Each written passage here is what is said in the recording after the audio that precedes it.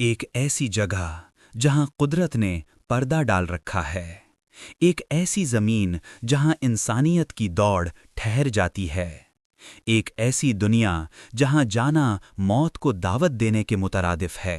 سوچ کر دیکھیے، اس تیزی سے بدلتی دنیا میں بھی کچھ راز ایسے ہیں جو انچھوئے رہ گئے ہیں، کچھ جگہیں ایسی ہیں جہاں وقت ٹھہر گیا ہے، جہاں انسانی تاریخ اسی موڑ پر رکی ہے جہاں سے صدیوں پہلے سفر شروع ہوا تھا۔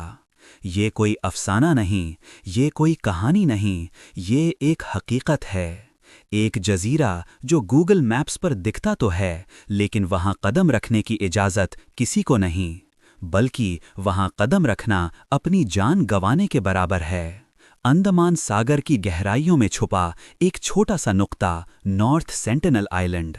داخلی انڈمان سے تقریباً 50 کلومیٹر کی دوری پر واقع یہ جزیرہ تقریباً 72 اسکوائر کلومیٹرز پر پھیلا ہوا ہے۔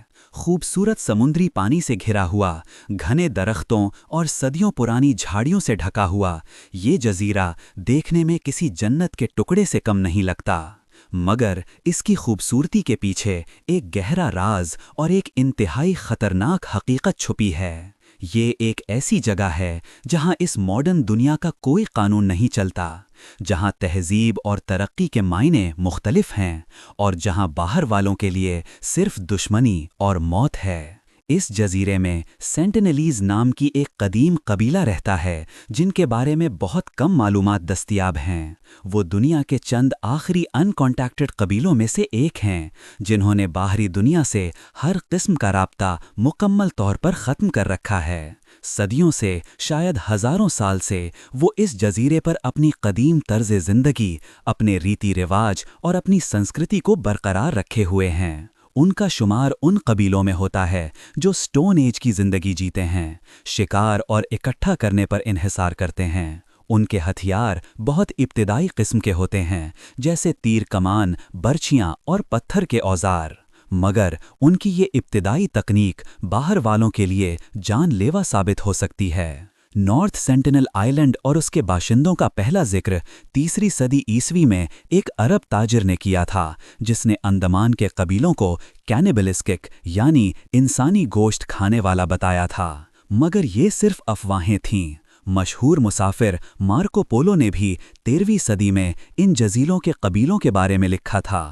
انہیں سر سے پاؤں تک جانوروں کی طرح اور بہت ہی بے رحم لوگ بتایا تھا، لیکن سینٹینلیز قبیلے سے اصلی رابطے کی کوششیں 19ویں صدی میں شروع ہوئیں۔ برٹش نیول آفیسر جان رچی نے 1771 میں جزیرے کے پاس سے گزرتے ہوئے بڑی تعداد میں روشنیاں دیکھی تھیں جو قبیلے کی موجودگی کا اشارہ تھیں، لیکن تاریخی ریکارڈ میں سب سے پہلی بڑی کوشش 1880 میں برٹش آفیسر موریس وڈال پورٹمن نے کی، جو انڈمان اور نکوبار آئیلینڈز کے کولونیل ایڈمنسٹریٹر تھے۔ انہوں نے اپنی ٹیم کے ساتھ جزیرے پر قدم رکھا اور ایک بوڑھی عورت اور کچھ بچوں کو پکڑ کر پورٹ بلیئر لے گئے، مگر شہری ماحول اور بیماریوں کی وجہ سے وہ جلد ہی بیمار ہو گئے۔ انہیں واپس جزیرے پر چھوڑ دیا گیا جہاں ان کی موت ہو گئی۔ اس واقعے نے سینٹینلیز قبیلے میں باہر والوں کے لیے مزید نفرت اور خوف پیدا کر دیا۔ انہوں نے سمجھ لیا کہ باہر والے صرف خطرہ اور تکلیف لے کر آتے ہیں۔ اس کے بعد بھی صدی بھر تک متعدد کوششیں کی گئیں، جن میں انڈین اینتھروپولوجسٹ کی این پنڈت کی 1990 کی دہائی میں کی گئی کوششیں بھی شامل ہیں۔ وہ اکثر کنارے پر ناریل اور کیلے جیسی چیزیں چھوڑ کر آتے تھے، امید تھی کہ اس سے قبیلے کا اعتماد حاصل ہو سکے۔ کچھ وقت تک یہ کوششیں کامیاب بھی ہوتی نظر آئیں، جب قبیلے کے لوگ کبھی کبھار ان کے دیے ہوئے تحفے قبول کر لیتے تھے، لیکن یہ ہمیشہ ایک طرفہ رابطہ ہی رہا۔ سینٹینلیز نے کبھی خود سے کوئی رابطہ نہیں کیا، اور اگر تھوڑا سا بھی خوف محسوس کرتے تو تیروں اور برچھیوں کی برسات شروع ہو جاتی۔ 2004 میں جب سونامی نے انڈمان ساحل پر تباہی مچائی، تب بھی انڈین کوسٹ گارڈ نے جزیرے کا جائزہ لینے کی کوشش کی۔ ایک ہیلی کاپٹر نے جزیرے پر چکر لگایا، لیکن اسے بھی تیروں سے نشانہ بنایا گیا۔ حیران کی بات یہ ہے کہ سونامی کے باوجود سینٹینلیز قبیلہ بچ گیا۔ انہوں نے شاید سمندر کی تبدیلیوں کو پہچان کر خود کو محفوظ جگہ پر منتقل کر لیا تھا۔ سب سے ڈراونا واقعہ 2006 میں پیش آیا جب دو مچھیرے سندر راج اور پنڈت تیواری غلطی سے جزیرے کے قریب چلے گئے اور رات کو وہاں سو گئے۔ صبح انہیں سینٹینلیز قبیلے نے قتل کر دیا۔ انڈین کوسٹ گارڈ کی ٹیم ان کی لاشوں کو نکالنے کی کوشش کر رہی تھی، تب ان پر بھی تیروں سے حملہ کیا گیا۔ اس واقعے کے بعد انڈین حکومت نے جزیرے کے 5 کلومیٹر کے ایریا میں داخل ہونے پر مکمل پابندی لگا دی، لیکن اس کے باوجود بھی 2018 میں ایک امریکی مشنری جان ایلن چاؤ نے اس پابندی کو نظر انداز کیا۔ وہ سینٹینلیز قبیلے کو عیسائیت کی دعوت دینے کی کوشش میں غیر قانونی طور پر جزیرے پر اترا، اور جیسا کہ اندازہ لگایا جا سکتا تھا اسے بھی تیروں سے نشانہ بنایا گیا اور قتل کر دیا گیا۔ اس کی لاش کو بھی واپس نہیں لایا جا سکا۔ یہ واقعہ پوری دنیا میں خبروں کی سرخیوں میں رہا اور ایک بار پھر اس جزیرے کی خطرناک حقیقت کو اجاگر کیا۔ سوالیہ نشان یہ ہے کہ آخر کیوں یہ لوگ باہری دنیا سے اتنا نفرت کرتے ہیں؟ اس کی کئی وجوہات ہو سکتی ہیں۔ سب سے پہلی اور اہم وجہ ان کی اپنی سنسکرتی، ان کی اپنی پہچان اور ان کی اپنی آزادی کو محفوظ رکھنا ہے۔ وہ باہری دنیا کی بیماریوں سے، مثلاً فلو، میزلز جیسی معمولی بیماریوں سے بھی لڑنے کی قوت نہیں رکھتے۔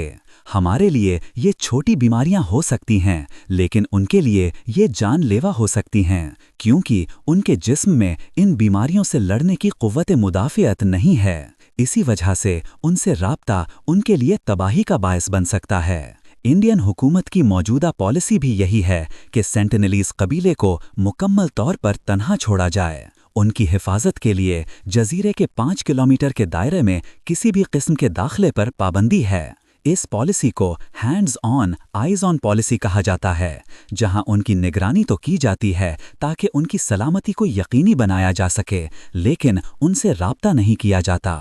تو جب ہم اپنے موبائل سکرینز پر دنیا کی ہر خبر، ہر جگہ کی تصویر دیکھتے ہیں، تب نارتھ سینٹینل آئیلینڈ ہمیں یاد دلاتا ہے کہ انسانیت کا ایک حصہ اب بھی قدرت اور اس کی ابتدائی شکل میں قائم ہے۔